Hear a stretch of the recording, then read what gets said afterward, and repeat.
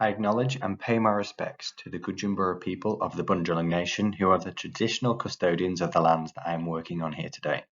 I pay my respects to the elders past, present and emerging, and celebrate the diversity of Aboriginal peoples and their ongoing cultures and connections to the lands and waters of New South Wales.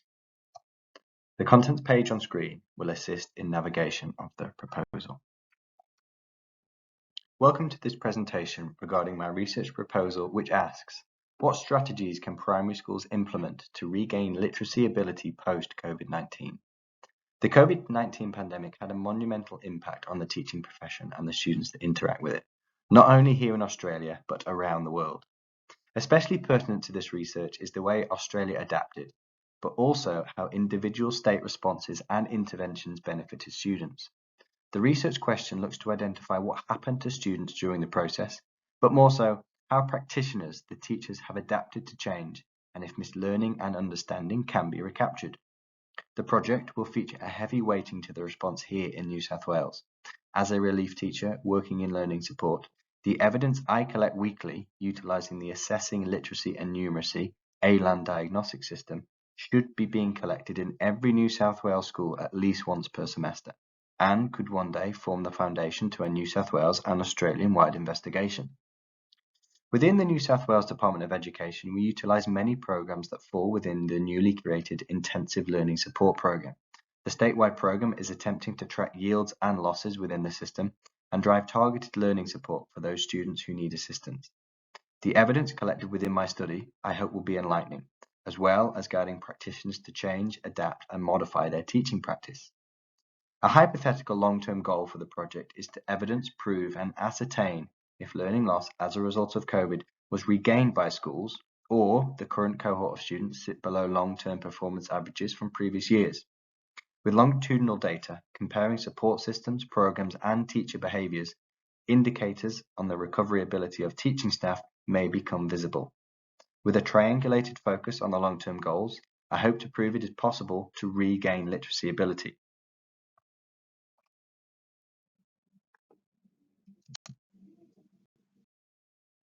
Defining literacy loss could be done in many ways.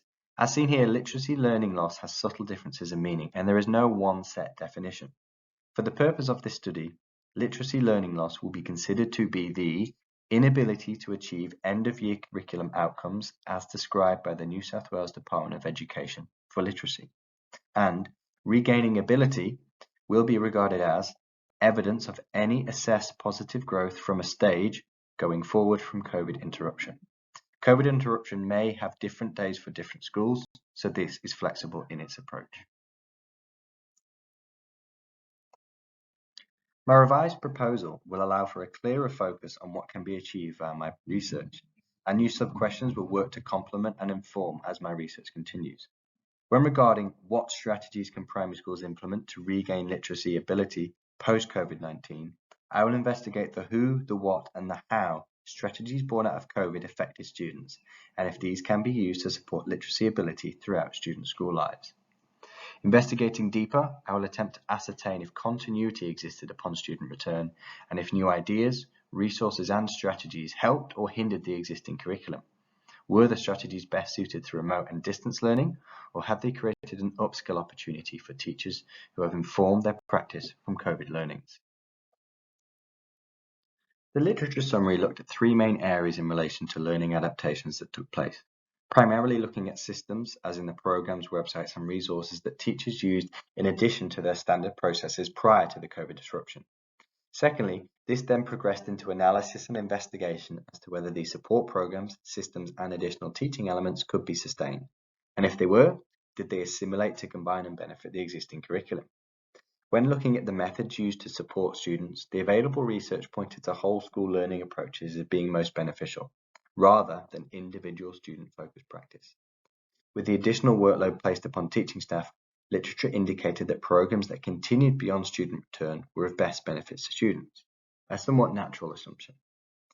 Furthermore, an additional note is that collaborative practice yielded great returns of performance in some areas, with students able to maintain and also grow even out of school, proving that whilst the trend was that the majority of students were behind in development, this was not the case for all students, due to teachers working collaboratively sharing and creating new resources, and putting their best foot forward in the face of adversity. In many New South Wales schools, the support system stayed and continued when students returned to school. The secondary focus within the literature review was based around pedagogy and teaching change during the large move to online and e-learning. With challenges for students appearing in multiple areas, the data and information pointed to several issues that affected student performance rather than one overarching idea. Particularly interesting was the evidence presented regarding the digital divide, i.e. the gap between students who did and did not have access to modern IT and internet, was a non-crucial strand with regard to learning loss. Literature considered prior to COVID-19 often pointed to the digital divide as one of the primary reasons for gaps between high and low performing students when regarding literacy and other key indicators of primary school learning. This area of the literature review has posed some interesting questions for the research going forward, particularly regarding available resources presented to students by teachers. Did a new standardized approach to student learning mitigate the lack of access to the internet and computer devices? I look forward to finding out.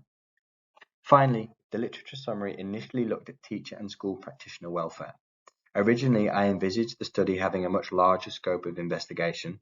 However, due to feedback, consideration of quality and relevant literature, and the long-term focus of my study, I've chosen not to look at the well-being due to the sheer size and openness this topic presents. This area is simply too large to quantify within a study focusing on learning loss. In my opinion, this could and should be investigated subsequently in its own right. When looking at the literature, it did show that teachers and principals faced increased workloads that led to burnout. As you can see here, the original question and sub-questions have changed and adapted from my initial proposal. The literature review gave me avenues of interest and focus. However, after careful consideration and a deep understanding of research methods and methodologies, these have been heavily modified to guide my research in a much more focused way. The links between sub-questions is more linear too. The paradigm of my research project is post-positivism. This method offers a balanced approach with regards to the use of multiple methods and data sources. Post-positivism also offers the flexibility to incorporate qualitative and quantitative approaches to enable a comprehensive view of my research topic. The research will be longitudinal, not cross-sectional. This method aids the triangulation of findings, offering the chance to validate my research aims and/or beliefs. Additionally pertinent to this approach is the recognition that as a researcher, I'm not separated from those who I'm interviewing or involving within the research. I am a department employee seeking to complete research within the Department of Education, and this is arguably the biggest limitation to the methods proposed within this presentation. The research study will use multiple methods to best obtain feedback from teaching staff on the most effective strategies used during COVID interruption and what was continued upon student return. To begin with, mixed method questionnaires and surveys will be sent to teachers that will aim to obtain both qualitative and quantitative data regarding the systems, perceived success, but most pressingly, what strategies did primary schools implement to regain literacy ability post-COVID-19? The questions will look to complement each strand in order to best support the qualitative and quantitative priorities. The use of open and closed questions is a method I will use to support this process. Regarding quantitative data, this would theoretically investigate the literacy levels of students when first tested upon COVID return, and then their most recent results, then examining them against prior data to truly establish learning loss and then hopefully gains. The qualitative data will look to examine the systems used by teaching staff and their feelings of effectiveness. Reference to the use of the New South Wales ALAN framework would be present at this stage.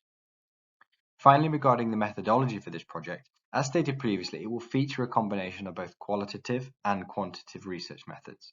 I feel both methods are equally as important at this stage, as gathering the information to support my ideas is crucial. Additionally, within the qualitative research, I'll be using a funnel technique with interviews that would feature after questionnaires have been used. Utilizing quantitative research will allow me to see patterns, measure variables, and compare statistics. I believe this method will help me obtain areas of focus and then drill down into specific areas, again, funneling my research.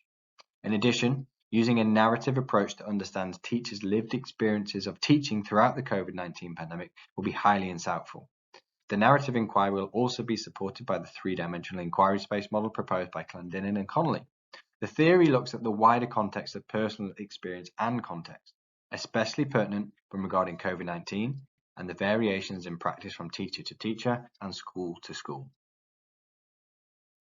This project will adhere to the ethical principles set out in the 2018 National Statement on Ethical Conduct in Human Research. Within this scope, there are 4 main areas of focus that I will adhere to. It should be noted that at this stage, children are not providing data to the study as they are unable to provide informed consent under university clearance. Mandatory process will be completed, such as a submitted and approved ethics application, signed participant sheets detailing the purpose of my research, the requirements, obligations, and length of time to participate in the study, and additionally, consent forms providing I have permission to use the gift of information will have been provided, and full disclosure for information will allow participants to provide their informed consent. The 4 principles I will adhere to are research merit and integrity, respect, beneficence, and justice. Progressing with research, I will ensure that the data collected, the proposal, and knowledge gained is of importance to society, and the clear goals will be targeted throughout. When addressing merit and respect, ensuring that the participants have power and agency to feel comfortable saying no to some or many questions posed, the ability and mechanism to stop participating at any stage, and furthermore, they are treated with dignity throughout the many stages of my research. Beneficence regards the ethical stream and behavior of myself towards others as a researcher, particularly ensuring that respect is given, participants are protected from harm should it present itself, and ensuring that all the risk versus reward is always weighted towards low risk to protect participants.